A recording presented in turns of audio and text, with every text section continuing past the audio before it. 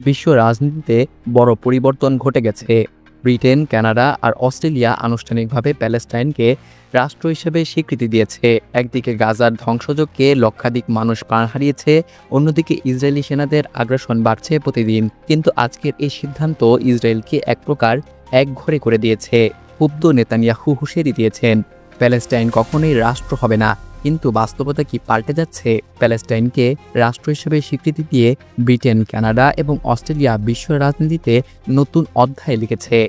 দীর্ঘদিন ধরে দখলদারিত্ব, গণহত্যা আর নিপীড়নের বিরুদ্ধে দাঁড়িয়ে তারা ঘোষণা করেছে প্যালেস্টাইন একটি সার্বভৌম রাষ্ট্র।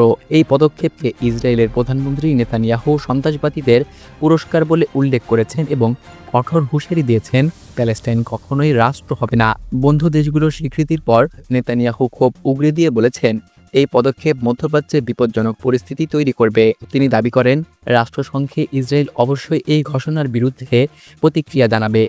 মন্ত্রিসভার বৈঠক শেষে পরবর্তী সিদ্ধান্ত নেওয়া হবে।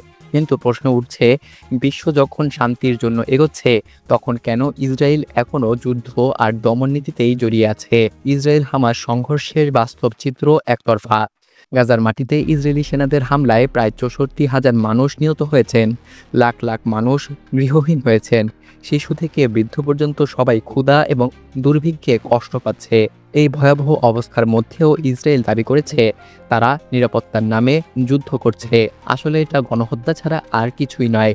আজ পর্যন্ত রাষ্ট্রসংঘের ১৯৩টি দেশের মধ্যে ১৪৫টি দেশ প্যালেস্টাইনকে রাষ্ট্র হিসেবে স্বীকৃতি দিয়েছে।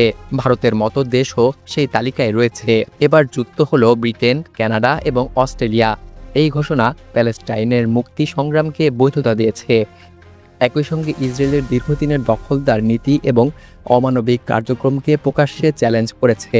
ব্রিটিশ প্রধানমন্ত্রী কিয়ার স্টারমার এক্স পোস্টে স্পষ্ট করে বলেছেন, মধ্যপ্রাচ্যে শান্তি এবং দ্বিরাষ্ট্র সমাধানের জন্য এই সিদ্ধান্ত নেওয়া হয়েছে। নিরাপদ ইসরায়েলের পাশাপাশি সার্বভৌম প্যালেস্টাইনই একমাত্র সমাধান। কানাডা এবং অস্ট্রেলিয়াও একই বার্তা দিয়েছে।